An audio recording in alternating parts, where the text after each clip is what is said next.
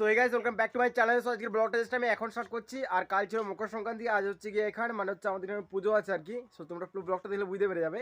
So guys finally just বেরিয়ে পড়েছি আর এখন হচ্ছে আমি সো গাইস এখন জাস্ট আমরা রেডি হয়ে বেরিয়ে পড়েছি আর এখন যাবো ওখানটাতে। তো পুজোর কাছটাতে চলো সেখানে গিয়ে দেখা হচ্ছে। ওকে সো গাইস ফাইনালি এরপর হচ্ছে একটা ব্যাগ নিয়ে বেরিয়ে পড়ি, যে ব্যাগের ভিতরে ছিল আর কি ধনাচুর ছিল, ভার ছিল আর কি, ওই সমস্ত জিনিস ছিল। আর পৌঁছে দেখি ভাই এরকম ডিজাইনটা আর কি বানানো হয়েছে।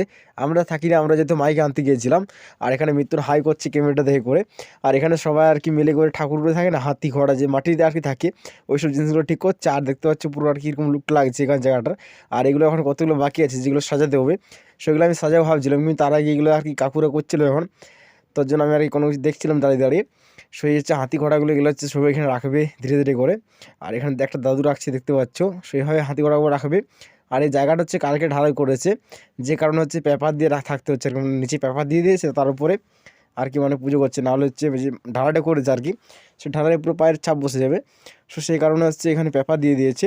আর এখানে কাকু আর দাদু জাস্ট দেখতে পাচ্ছ কী করছে, ঘোড়াগুলোকে রাখছে এক একটা করে। এইভাবে আর কি ঘোড়াগুলোকে সাজাবে পরের পর, যাতে আর কি ভালোভাবে থাকে। আর অনেক সময় কী হয় না, সে ঘোড়াগুলোর নিচে আর কি মাটির নিচে আর গর্ত করে পায়ের নিচগুলোতে, তারপরে ওইগুলো হচ্ছে পুঁতে দেয় পাগুলো, যাতে কোনো ঝড়ে আর কি উল্টে না যায়। আর এই হচ্ছে অতগুলো লোক এসেছিলো, দেখতে পাচ্ছি কত লোক এসেছিলো আর কি, বেশি লোক আসেনি, মানে প্রথম আসেনি, তারপরে কিন্তু অনেক লোক হয়েছিলো ভাই।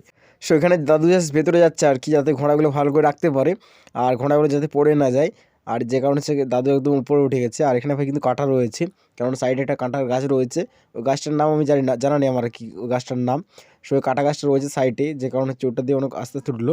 আর এই হচ্ছে গিয়ে মানে আর কি প্রসাদের এখন আসছে আর কি, মানে প্রসাদও বললাম আমি, ওটা কি বলে আমার মনে পড়ছে না ঠিক মতো, ওই পুজো দিতে গেলে নিয়ে যায় না গাইস, সো ওটাই নিয়ে এসছে এখানে। আর এই হচ্ছে পেপারগুলো পুরো দেওয়া রয়েছে, এটা একটু জাস্ট অ্যাভয়েড করো, কারণ ঢালাই নতুন হয়েছে যেহেতু, আর ঢালাইয়ের উপরে কি এমনি চললে এটা হয়ে যাবে, কারণ কালকে ভাই বেশি টাইমও থাকেনি, যে কারণে তাড়াতাড়ির মধ্যে ঢালাইটা করতে হয়েছে। আর এখানে কাকু একটা জাস্ট একটা ঘোড়া ধরে দাঁড়িয়ে আছে। আর এতেও কিন্তু বড়ো বড়ো ঘোড়া রয়েছে, মোট বড়ো ঘোড়াটা ছিল মনে হচ্ছে দুটো ছিল, আর দুটো না তিনটে ছিল, আর এই ছোটো ছোটো ঘোড়া অনেক ছিল। আর এখানে হচ্ছে কাকু আর জেঠু মিলে আর কি ঘোড়াগুলোকে ভালো করে রাখছি, ঘোড়া আর হাতিটাকে। সো গাইস ওই ঘোড়াটা রাখা কমপ্লিট হয়ে গেলে আর একটা হচ্ছে এই কোনাটাতে একটা মানে ঘোড়া রাখছে আর কি।